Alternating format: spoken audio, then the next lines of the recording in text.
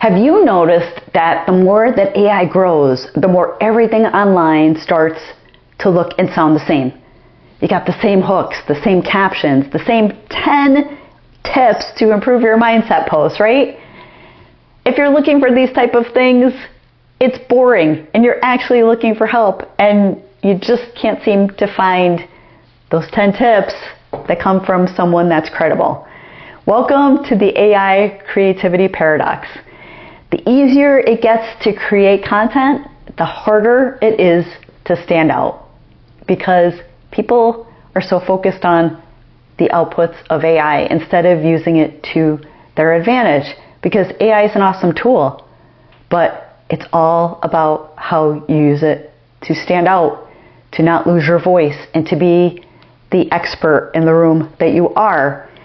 And the people who will stand out are going to be these original thinkers with creative judgment, those that can sit and write creatively, those that take the time to journal and really think through what problems they're trying to solve, what types of things are they looking to focus on. The humans who bring texture, nuance, lived experiences, and perspective, AI simply cannot replicate that. It's like feeding the beast. Whatever is put into AI is what the outputs are going to be. So garbage in, garbage out. Or you're going to get a whole lot of perspective from what ChatGPT or Claude or any of those AI applications has pulled from everyone else. And that's why you sound the same. Hi, I'm Jennifer Rist. I'm a human performance strategist and the creator of the CLEAR method, helping ambitious professionals just like you perform at your best in the age of AI. So today we're going to dive into why creativity is the new power skill in an automated world and how to protect and amplify yours, right? Turn up the noise, turn up the heat, because you need to stand out, and you still can, even though it feels very daunting in this age of AI, right? So you might say to me, Jen, why does this even matter? AI usage is exploding, as you know, but human originality is shrinking. And there's a lot of people talking about it. I even say it in my corporate role. I see a lot of even content that comes across my desk that I can bet $1 million was put into ChatGPT, taken verbatim, and stuck to a document and sent to me. I can see it coming. And I think you all can too. If you're using a lot of the AI tools, right?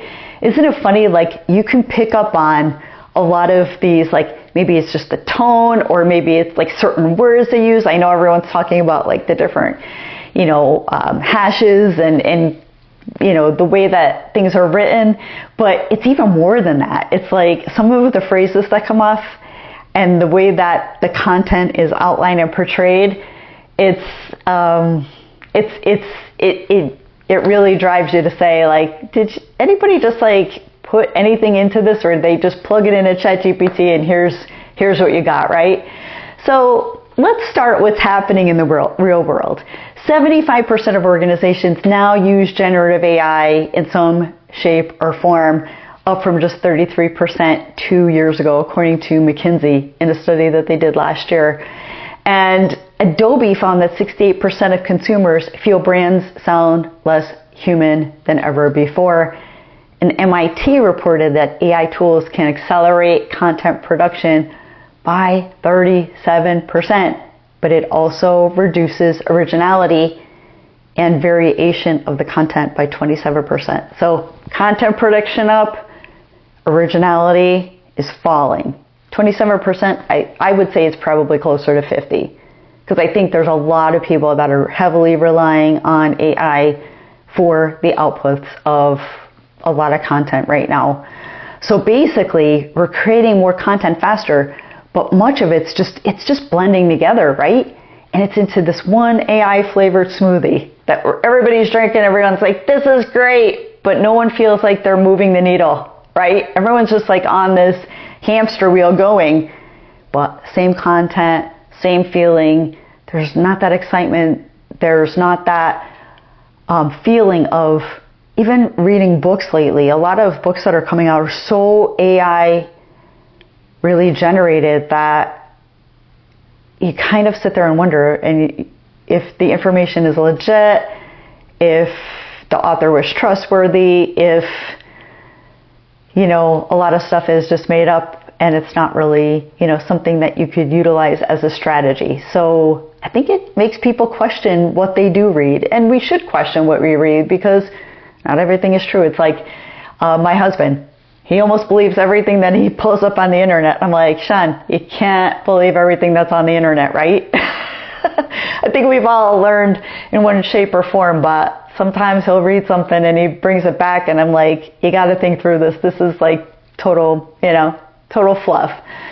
And here's the paradox here. AI makes content creation effortless, but effortless content rarely moves people, right? Getting back to my book example, or even the content we read, I mean, a lot of it's getting boring. I don't know. I feel like maybe it's a good thing because I'm on my phone less, but there's a lot of things that I used to follow, I used to read, even a lot of newsletters, and now it's just kind of, there's not that much, you know, really in it that I feel like I could take away and it's worth my time. And humans don't respond to generic. I know I don't. As soon as something's pretty boring, I just move on. We respond to the meaning, the emotion, the identity, the story, right? The fresh angles, good ideas. That is your competitive edge. So why do original thinkers win here? Let's look at 3 human skills that AI can't steal. Because AI is brilliant at patterns, but the world's most valuable opportunities don't live in patterns. They live in the unexpected. And here's what still belongs to you 100%. The first human skill is creative interpretation from your lens, and only you can give this interpretation. Nobody else can. You're one of a kind, right? So AI can remix information, but you interpret it through the lens of your career, your failures, your experiences, your industry, your beliefs, maybe even where you live, the things that you've gone through in your life. Your lens is your brand. It's who you are. That's why when 2 people can ask ChatGPT the same question, one can create some viral video and the other posts something that is totally forgettable, right? That's why. Because it's all what you feed into it. A second human trait is associative thinking, that connecting the dots philosophy, right? AI follows logic. Humans follow intuition, right? That gut feeling. The best ideas come from cross-pollinating things that shouldn't go together. So negotiation with neuroscience. Talk a lot about those things, right? AI and emotional intelligence. 2 different polar opposites, right? Human performance and automations, and faith and business leadership. So those examples are polar opposites of each other, right? This is your superpower. One AI cannot replicate because it requires lived experiences, right? I mean, for example, your faith and what you believe in and how you lead others in business is so different than someone that doesn't have that same maybe faith or deepness of faith, right? Or, you know, when you look at human performance and those that are confident, they can read the room, they can understand what other people are thinking in a sense just based off of their human reactions, their posture, whether they're smiling or frowning or getting up and leaving, right? They can tell. AI can't read the room. AI can't figure all of those things, but they can automate really, really well. And the third human trait is courageous creativity, taking the risks that AI won't because it doesn't know how. AI optimizes. It's an optimization type of technology. Humans, they're the ones that take the risk, right? Or fail to take the risk.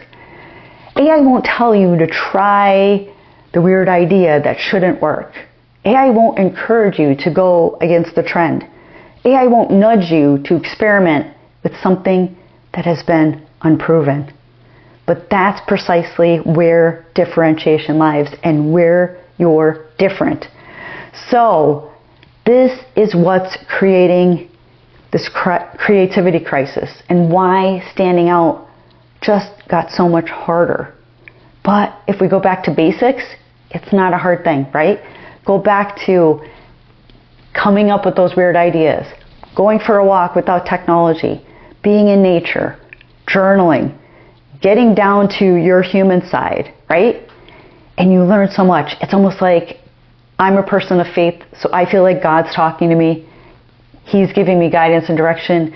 You may, have different views or ideals, but sometimes deep down, your best idea is what? They come in the shower and you can't even write things down. Or when you're driving and you can't even, find your phone to do a voice message, right? To yourself, to remember certain things. So give yourself time to really understand yourself, understand the direction, problems you're solving, business decisions. You need sometimes to sit in silence. I hate to say, sometimes AI can be the greatest tool, but you gotta feed it. You gotta bring the piece of you that's so important.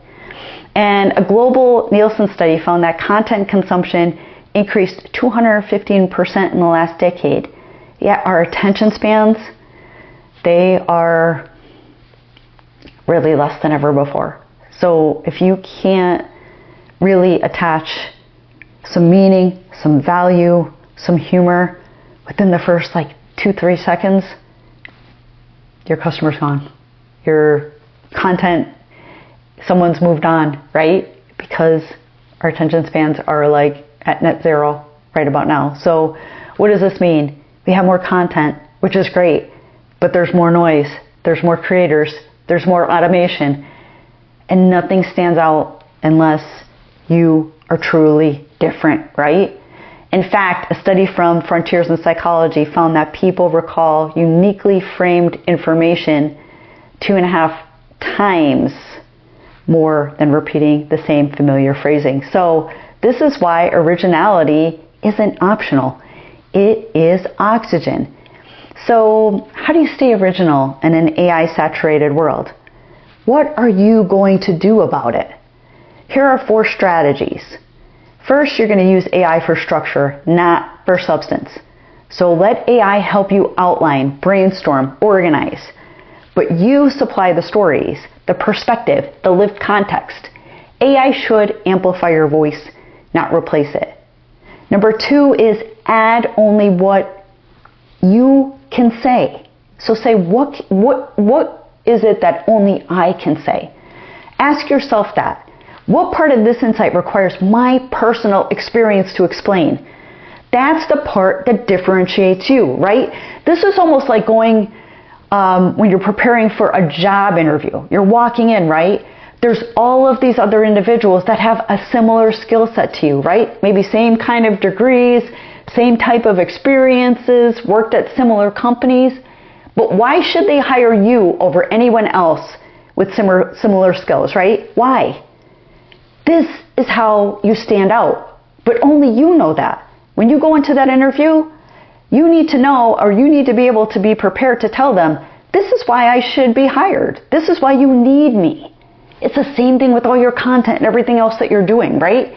And working with AI. Why? Why am I different? That's the stuff you need to plug in. Third is stop trying to sound smart. Start trying to sound like you. Okay? All of these big words that are out there, nobody even knows what they mean. And when people look like they don't know what it means, that's how I know it was AI generated. Because not everyone speaks with these big words, right? If I have to get out a dictionary, if I have to get on my phone and figure out what the heck they're saying because they use some crazy word I never heard of before, I know it came out of ChatGPT, okay? AI tends to inflate language, flat out. Humans respond to personality. So drop the jargon. Drop the shit that is not you. If it's the way something's phrased or said, and it doesn't sound like you, get rid of it. because it's not you. And people are going to see right through that. They're going to be like, why is Jen saying this? She never speaks like this, right? And your quirks, your tone, your rhythm, bring it in. Bring it in. If you're a joking type of person, if you're humorous, bring it in. But get rid of all of that stuff, especially if you don't normally speak with all of these big words and you start, people know something's up, really, and seriously. Number 4 is tell stories that AI could never generate. So share a failure, a turning point, a surprising client moment, a lesson you learned the hard way, a belief that guides you, something you learned from your grandpa that owned a business 20, 30, 40 years ago. That is originality. That's stuff that you can't replace. The bottom line is this. AI is not the enemy of creativity or the enemy at all. I want you to use it. I use it every single day. But the copy and paste thinking is not a good thing. It's not a good thing. AI can accelerate your ideas. It could sharpen them. It could expand them. But it cannot originate them. In a world flooded with auto-generated content, original thinkers become the rarest and most valuable voices. And you're going to see that. And in 2025 and even going into 2026, the wins are going to become rare. And you are going to see content creators and everyone else. You're going to see who shines and who doesn't. Because it is becoming very apparent of all of this just automated content that's out there. So I want to win. And I know if you're watching this video and you made it this far, I know that you want to win too. So I'm here to help you. If you found this content valuable, please share it. Please subscribe.